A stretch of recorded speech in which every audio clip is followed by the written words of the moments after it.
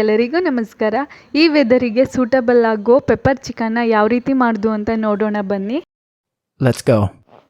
ನಾನಿಲ್ಲಿ ಅರ್ಧ kg chicken ತೊಗೊಂಡಿದ್ದೀನಿ, ಸ್ವಲ್ಪ ಎಣ್ಣೆ ತೊಗೊಂಡಿದ್ದೀನಿ, ಅರಿಶಿನ, 5 ಹಸಿಮೆಣ್ಸಿಕಾಯಿ ತೊಗೊಂಡಿದ್ದೀನಿ, ಪೆಪ್ಪರ್ನ ಕುಟ್ಟಿ ಮನೇಲೇ ಪೌಡ್ರ್ ಮಾಡಿದ್ದೀನಿ, ಕರಿಬೇವು, ಶುಂಠಿ ಬೆಳ್ಳುಳ್ಳಿ ಪೇಸ್ಟು, ಮತ್ತು 1 ದಪ್ಪ ಈರುಳ್ಳಿ ತೊಗೊಂಡಿದ್ದೀನಿ, ಒಂದು 10 ಪೀಸ್ ಬೆಳ್ಳುಳ್ಳಿನ ಕುಟ್ಟಿಟ್ಕೊಂಡಿದ್ದೀನಿ, ಕೊತ್ತಂಬರಿ ಸೊಪ್ಪು ಸ್ವಲ್ಪ, ಮತ್ತು ನಿಂಬೆಹಣ್ಣು 1 ನಿಂಬೆಹಣ್ಣನ್ನ ಕಟ್ ಮಾಡಿ ಇಟ್ಕೊಂಡಿದ್ದೀನಿ. ಸ್ಟವ್ನ ಹಚ್ಚಿ ಒಂದು ಪಾತ್ರೆ ಇಡಿ. ಪಾತ್ರೆ ಇಟ್ಟು ಅದಕ್ಕೆ ಸ್ವಲ್ಪ ಎಣ್ಣೆ ಮತ್ತು ಜೀರಿಗೆ ಹಾಕೊಳ್ಳಿ. ಜೀರಿಗೆ ಬೇಕಾದರೆ ಹಾಕೊಳ್ಳಿ, ಇಲ್ಲ ಅಂದರೆ ಇಲ್ಲ. ನಾನು ಹಾಕ್ಕೊಂಡಿದ್ದೀನಿ, ಅದನ್ನು ಹಾಕ್ಕೊಳ್ಳೇಬೇಕು ಅಂತ ಏನಿಲ್ಲ. ಬೆಳ್ಳುಳ್ಳಿ ಹಾಕ್ಕೊಳ್ಳಿ. ಬೆಳ್ಳುಳ್ಳಿ ಫ್ರೈ ಆದಮೇಲೆ ಕರಿಬೇವು ಮತ್ತು ಹಸಿಮೆಣ್ಸಿಕಾಯಿ ಹಾಕ್ಕೊಳ್ಳಿ. ಅದನ್ನು ಸ್ವಲ್ಪ ಚೆನ್ನಾಗಿ ಫ್ರೈ ಮಾಡಿ ಶುಂಠಿ ಬೆಳ್ಳುಳ್ಳಿ ಪೇಸ್ಟ್ ಹಾಕಿ ಹಸಿ ವಾಸನೆ ಹೋಗೋವರೆಗೂ ಫ್ರೈ ಮಾಡ್ಕೊಳ್ಳಿ. ಫ್ರೈ ಆದಮೇಲೆ ಈರುಳ್ಳಿ ಹಾಕ್ಕೊಳ್ಳಿ, ಫ್ರೈ ಮಾಡ್ಕೊಳ್ಳಿ. ನಾನು ಅರ್ಧ ಸ್ಪೂನು ಅರಿಶಿನ ಹಾಕೋತಿದ್ದೀನಿ, 1 ಸ್ಪೂನ್ ಪೆಪ್ಪರ್ ಪೌಡ್ರ್ ಹಾಕೋತಿದ್ದೀನಿ.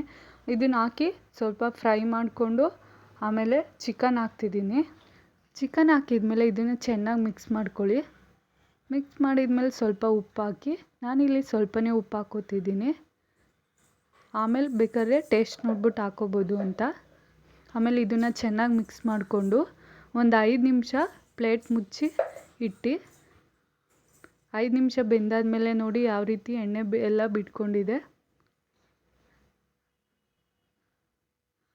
ಅದನ್ನು ಮತ್ತೆ ಮಿಕ್ಸ್ ಮಾಡಿಕೊಂಡು ಮತ್ತೆ ಒಂದು ಸ್ವಲ್ಪ ಸಾಲ್ಟ್ ಹಾಕ್ಕೊಂಡು ಪೆಪ್ಪರ್ ಹಾಕೋತಿದ್ದೀನಿ. ಪೆಪ್ಪರ್ ಹಾಕಿದ್ಮೇಲೆ ಒಂದು 2 ನಿಮಿಷ ಅದನ್ನು ಬೇಯಿಸ್ಕೊಂಡೆ. ಸ್ವಲ್ಪ ಬೆಂದಾದಮೇಲೆ ಅದಕ್ಕೆ ನಿಂಬೆಹಣ್ಣಿನ ರಸ ಹಾಕಿದ್ಮೇಲೆ ಒಂದು 5 ನಿಮಿಷ ಅದನ್ನು ಬೇಯಿಸ್ಕೊಂಡ್ರೆ ಟೇಸ್ಟಿಯಾದ ಪೆಪ್ಪರ್ ಚಿಕನ್ ರೆಡಿ ಆಗುತ್ತೆ. ಇದನ್ನು ರಸಮು ಅನ್ನ ಜೊತೆ ಸೈಡಾಗಿ ಯೂಸ್ ಮಾಡ್ಕೋಬೋದು. ನೀವು ಇದನ್ನು ಟ್ರೈ ಮಾಡಿ ಹೇಗಿತ್ತು ಅಂತ ಕಮೆಂಟ್ ಮಾಡಿ.